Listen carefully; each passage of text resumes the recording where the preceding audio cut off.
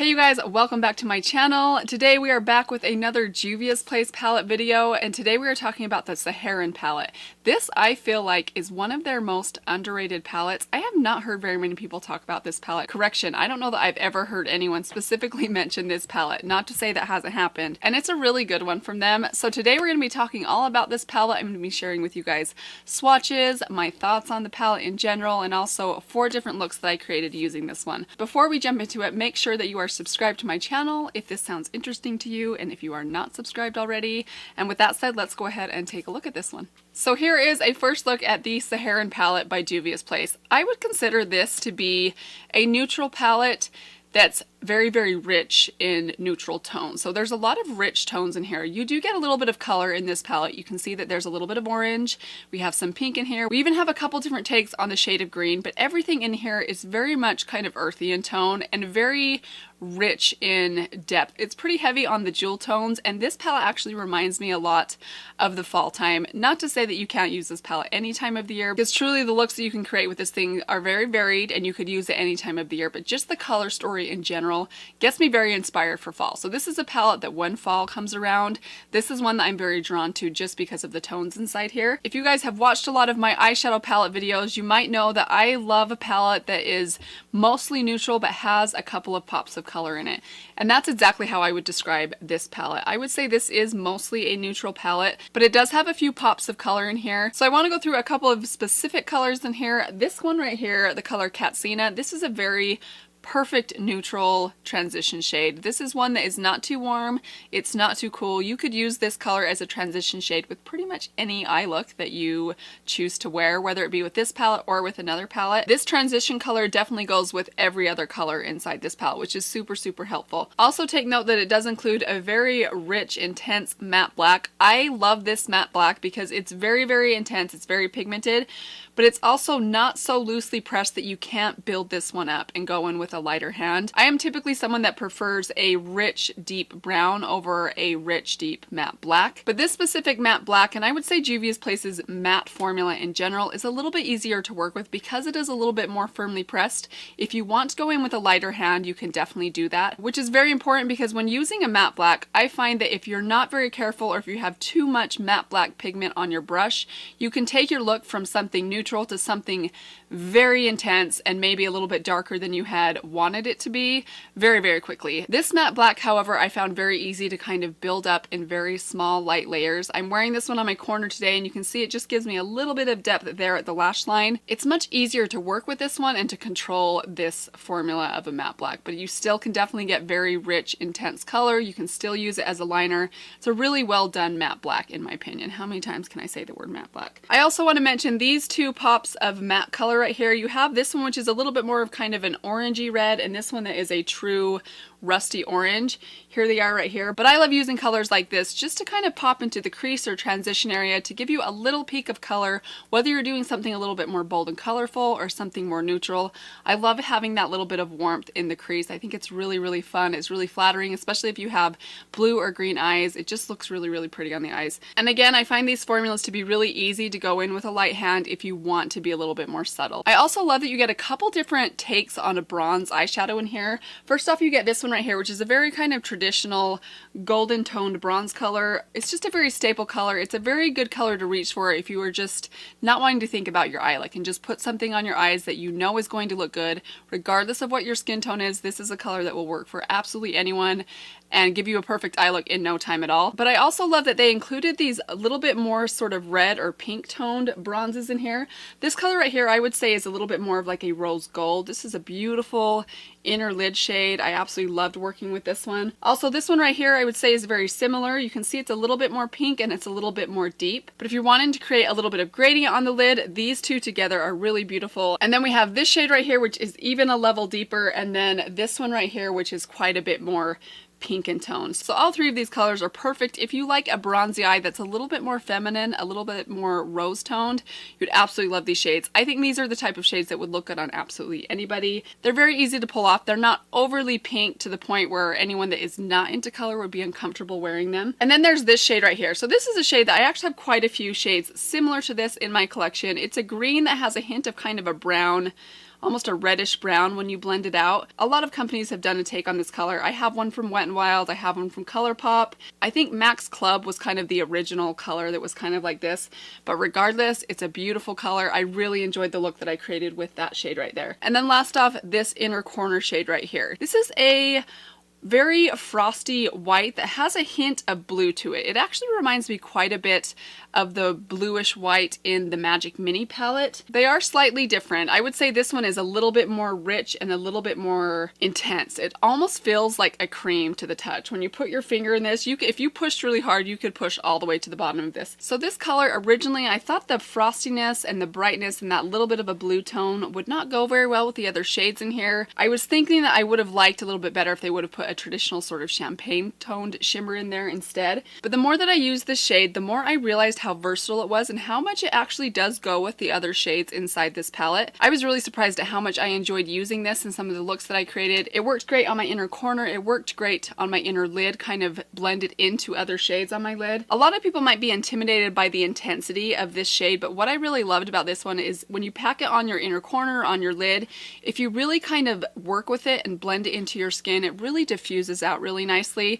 So you can be really intense with it, or you can kind of soften it a little bit by working with it a little bit more. So now let's go ahead and jump into the 4 looks that I created with this palette. I'm going to show this to you guys in the same format that I do my 7 looks in, just set to music and kind of showing you guys what I did rather than talking through it. So I hope that you guys enjoy these. Let's jump into look number 1.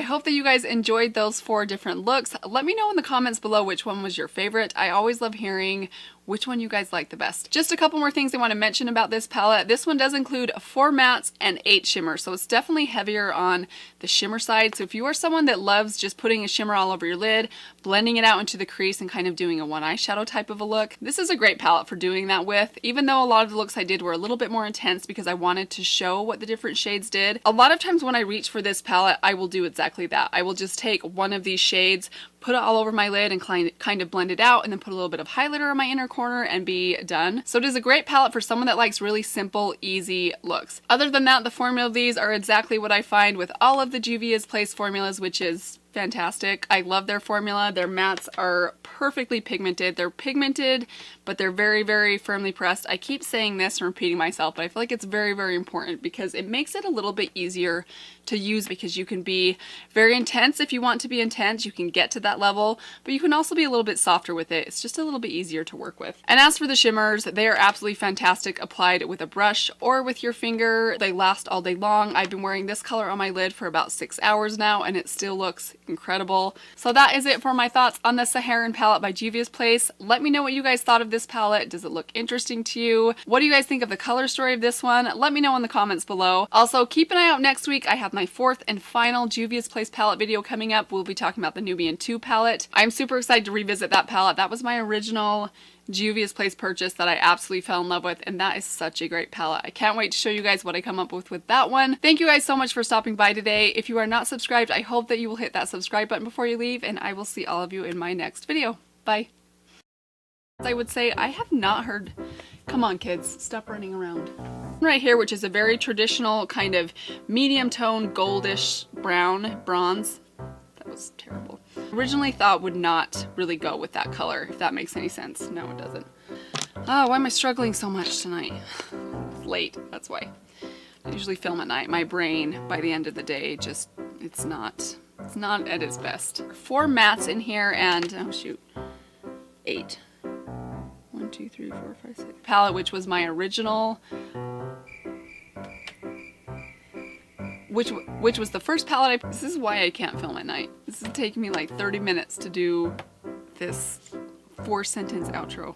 The connection between my brain and my mouth is just, it's too slow at night. It just doesn't work very well.